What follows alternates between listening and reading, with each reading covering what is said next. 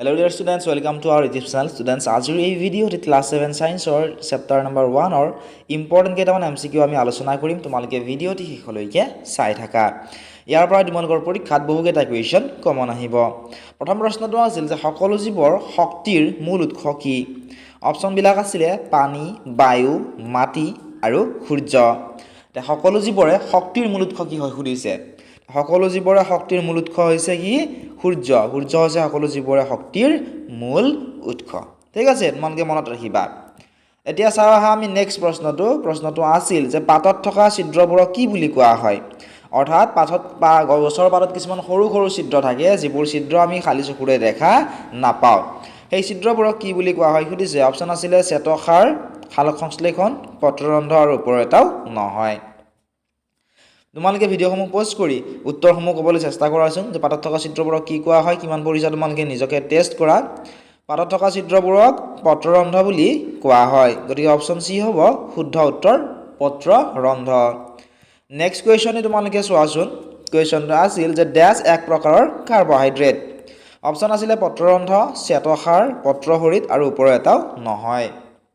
এই অপচনবিলাকৰ ভিতৰত শুদ্ধটো হৈছে অপচন নম্বৰ বিত থকাটো শ্বেতসাৰ। শ্বেতসাৰ হৈছে এক প্ৰকাৰৰ কাৰ্বহাইড্ৰেট।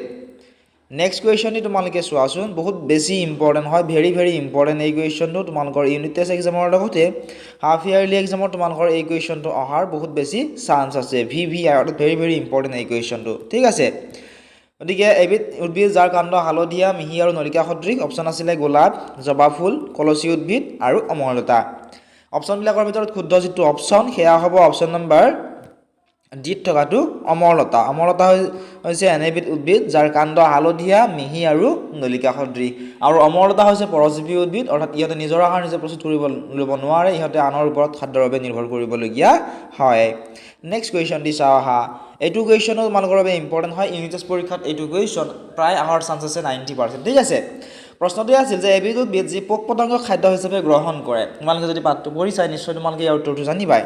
তেনেকুৱা উদ্ভিদ আছে যিয়ে পোক পতংগ খাদ্য হিচাপে গ্ৰহণ কৰে। অপচন আছিলে জবা ফুল, কলচী উদ্ভিদ, গোলাপ আৰু অমৰলতা। এই অপচনবিলাকৰ ভিতৰত শুদ্ধ উত্তৰ কোনটো হ'ব তোমালোকে কোৱাচোন। শুদ্ধ উত্তৰটি হৈছে অপচন নম্বৰ বিত থকাটো কলচী উদ্ভিদ। কলচী উদ্ভিদে পোক পতংগ খাদ্য হিচাপে গ্ৰহণ কৰে, অৰ্থাৎ কলচী উদ্ভিদে নিজৰ খাদ্য নিজে প্ৰস্তুত কৰিব পাৰে আৰু আন খাদ্যৰ বাবে আনৰ ওপৰতো নিৰ্ভৰ কৰিবলগীয়া হয়। তোমালোকে মনত ৰাখিবা, কাৰণ নিজৰ খাদ্য নিজে প্ৰস্তুত কৰোঁতে কলচী উদ্ভিদে গোটেইখিনি পৰিপুষ্টি সিহঁতে আহৰণ কৰিব নোৱাৰে। ইয়াৰ ফলত সিহঁতে কি কৰে, পোক পতংগ খাদ্য হিচাপে গ্ৰহণ কৰে। নেক্সট কুৱেশ্যনটো চোৱা। এবিধ উদ্ভিদ যি স্বপোষী আৰু পৰপোষী বা উভয় ধৰণে পৰিপুষ্টি গ্ৰহণ কৰে। অপচন আছিলে কলচী উদ্ভিদ, গোলাপ, ওপৰৰ দুয়োটা আৰু ওপৰৰ এটাও নহয়। কি কৈছে, এবিধ উদ্ভিদ যি স্বপোষী আৰু পৰপোষী বা উভয় ধৰণে পৰিপুষ্টি গ্ৰহণ কৰে। অৰ্থাৎ স্বপোষী মানে কি, যে নিজৰ আহাৰ নিজে প্ৰস্তুত কৰিব পাৰে, হয়নে? এতিয়া ইয়াৰ শুদ্ধ উত্তৰ কি হ'ব? কলচী উদ্ভিদ। কলচী উদ্ভিদে নিজৰ আহাৰ নিজে প্ৰস্তুত কৰিব পাৰে। লগতে পৰপোষীও হয়। কিহৰ কাৰণে পৰপোষী? কাৰণ ইহঁতে খাদ্যৰ বাবে আনৰ ওপৰত নিৰ্ভৰ কৰিবলগীয়া, অৰ্থাৎ ইহঁতে পোক পতংগ খাদ্য হিচাপে গ্ৰহণ কৰে। অৰ্থাৎ ইহঁতে উভয় ধৰণে দুটা ধৰণে পৰিপুষ্টি গ্ৰহণ কৰে। সেইকাৰণে ইয়াৰ উত্তৰটো কি হ'ব? কলচী উদ্ভিদ ইয়াৰে উত্তৰটো হ'ব। ঠিক আছে, আশা কৰিছোঁ তোমালোকে বুজি পাইছা। নেক্সট কুৱেশ্যনটি চোৱাচোন। সালোক সংশ্লেষণ প্ৰক্ৰিয়াত ডেছ নিৰ্গত হয়। সালোক সংশ্লেষণ যিটো প্ৰক্ৰিয়া, উদ্ভিদে খাদ্য প্ৰস্তুত কৰা প্ৰক্ৰিয়াটো কি কোৱা হয়? সালোক সংশ্লেষণ প্ৰক্ৰিয়া বুলি কোৱা হয়। এই প্ৰক্ৰিয়াটোত কি নিৰ্গত হয় সুধিছে। অপচন আছিলে অক্সিজেন, মিথেন, কাৰ্বন ডাই অক্সাইড আৰু ওপৰৰ গোটেইকেইটা। সালোক সংশ্লেষণ প্ৰক্ৰিয়াত কি নিৰ্গত হয়? সালোক সংশ্লেষণ প্ৰক্ৰিয়াত অক্সিজেন নিৰ্গত হয়। সেই সালোক সংশ্লেষণ প্ৰক্ৰিয়াত নিৰ্গত হোৱা অক্সিজেন আমি উশাহত আমি লওঁ, আৰু আমি নিশাহত এৰি দিয়া কাৰ্বন ডাই অক্সাইড কি কৰোঁ, আমি উদ্ভিদে কি কৰে, খাদ্য প্ৰস্তুত কৰাৰ সময়ত ব্যৱহাৰ কৰে। কুৱেশ্যনটি আমি চাওঁ আহাচোন। কুৱেশ্যনটি আছিল সালোক সংশ্লেষণৰ সময়ত উদ্ভিদে ডেছ লয় আৰু ডেছ এৰি দিয়ে। অপচনবিলাক চোৱাচোন। অক্সিজেন আৰু কাৰ্বন ডাই অক্সাইড দিয়া আছিল, নাইট্ৰজেন আৰু অক্সিজেন দিয়া আছিল, কাৰ্বন ডাই অক্সাইড আৰু অক্সিজেন দিয়া আছিল, আৰু ওপৰৰ এটাও নহয়। সালোক সংশ্লেষণৰ সময়ত উদ্ভিদে কি লয় আৰু কি এৰি দিয়ে? ইয়াৰ উত্তৰটো মই তোমালোকক কৈ নিদিওঁ, তোমালোকে আমাক কমেণ্ট ছেকশ্যনত জনোৱা। ঠিক আছে, বহুত ইজি হয় এই কুৱেশ্যনটো।